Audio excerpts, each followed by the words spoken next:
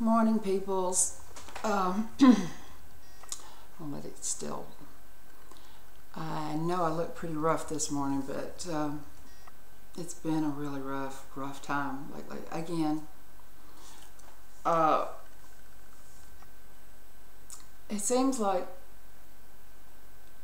since I have come home that things they go up and they go down. I get given treasures and then they're taken away from me. Sitting here waiting to find out if they're going to put all my stuff out on the street in a minute, which is possible. I've been caught under an illegal mortgage scam. Bought a house, this townhouse, September 14th, from a guy off Craigslist out of California. USA home buyers. We paid $5,000 down. They were carrying the note. We paid 4 payments of $850 up front so I could get through the holidays without being in a bind. Then about 6 weeks into it, someone come knocking at the door and told me that it wasn't this guy's house to sell, it was their house, and they wanted me to start paying what I'd already paid. Well, not what I had paid, what Tom had paid. Tom Carnes, okay? Tom bought this for me to get a start. My name is on the deed contracts, and I have all the receipts. The guy in California had the receipts too, and not the receipts but the deed in his name, signed over by the guy that is trying to take it away. So it is actually an interstate scam, mortgage scam. So at this point in time, I am paid up, but I'm also getting kicked out. The court system here seems to be very crooked, and which is saddening because I actually love Austin better than any town I've ever lived in.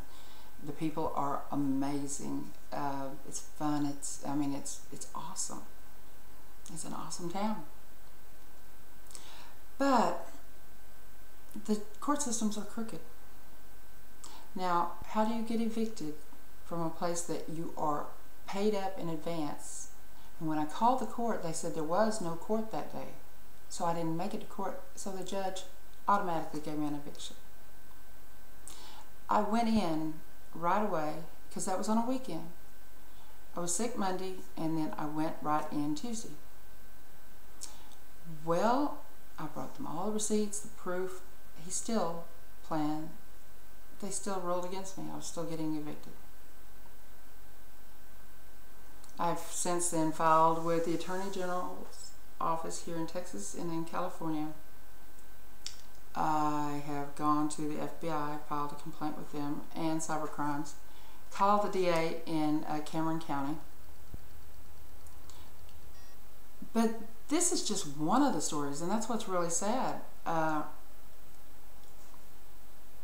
My husband, and yes, I said my husband, because in Texas we do have common law marriage, and I've been denying Rick forever, but he is my husband. He is the only man that I truly love. He's a fuck up, but he's my fuck up. Okay? April 8th, we had a lady staying with us that I know drugged us. Now, Rick had acted out in December, and he spent 3 days in jail. But they slapped him on the hand for family violence and sent him on his way. April 8th, we were living in the apartments Wickersham Green, and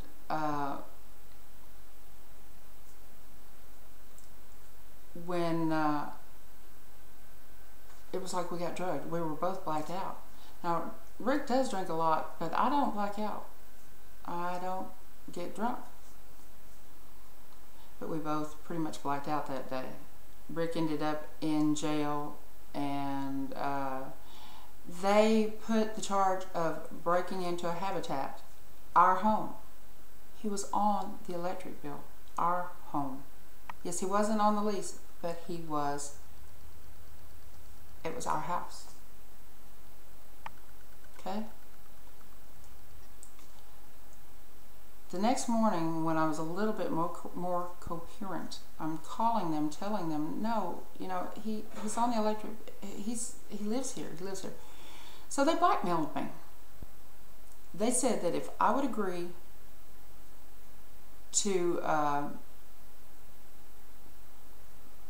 let the December thing go through, then they would drop that. Now, they held him 8 months out of our life already this year. And when they made him stay there for the domestic violence.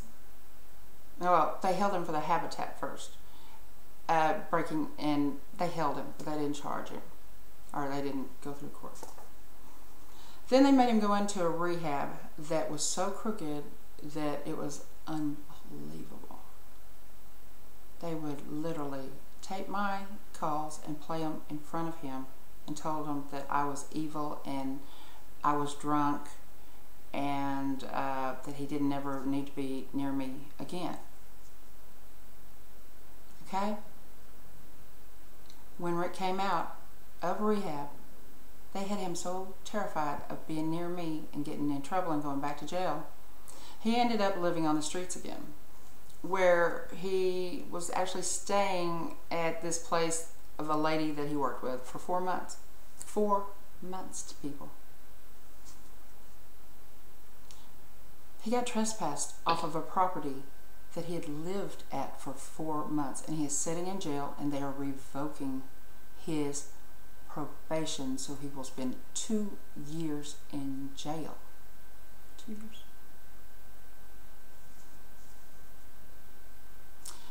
With me calling every damn day and telling them that if they would release him, I'll take him out of county and we won't live here anymore. 2 years for going to sleep in a place that he lived. My husband has been betrayed over and over and over by Austin. I have been betrayed by Austin. My son has sat in jail nearly a year now and has not gone to his first trial because his drugged up, crazy, schizophrenic girlfriend told the police that he had beaten her. She fell off a curb at my house. She was so screwed up. The police stopped her on my parking lot for going 5 miles an hour, not 2 hours prior to her saying that my son did it because she knew he was leaving her. He sits on a $100,000 bond, which we cannot afford to get him out. Austin again. The greatest friggin' town has the most corrupt judicial system that I've seen. Vegas is awesome compared to y'all. Corrupt. Okay. Now, a lot of streets, I mean, one thing about Austin, you do not see, you don't see cops stopping people for tickets or anything. You can pretty much get by with anything you want that way. But Rick, when he was homeless, sat down for a second because he was homeless and got a $200 ticket. Why? $200. Doesn't figure out right. They allow fake mortgage companies and fake people that already have to walk all over you and not do a damn thing about it. This has cost us $12,000 for this house right now. 3 months, $12,000. Every possession I own will be put out in a little bit because I don't even have enough money for a truck. Okay? I don't have my husband. I don't have my son. I'm here alone at 50 years old with nobody and nothing, and a house full of furniture and no way to get out of here. It is 6:56 right now.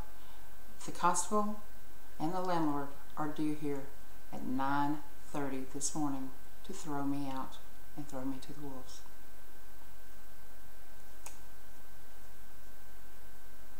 My husband is going to prison for 2 years for going to sleep in the wrong place because they told him that it was wrong to come back home to his wife. My son, a year now without even going to court. A year? He has 4 children, I'm sorry. Might as well have 5, probably does. It's 4 children that he cannot, he had just started doing his child support. He was doing what was right. He's a good man. He's sitting in jail because, and you know what? This woman's so damn guilty. When I see her at church, she ducks her head. She's costing, and he's facing 20 years. 20 years. Nothing's right in none of this. Anybody from the ACLU that might be listening, please help me. Help me all you can. I need help desperately. I love these 2 men. I love this house. But who wants to stay in a place that is so tainted with greed and hate and anger? Not me. I just don't have a way out.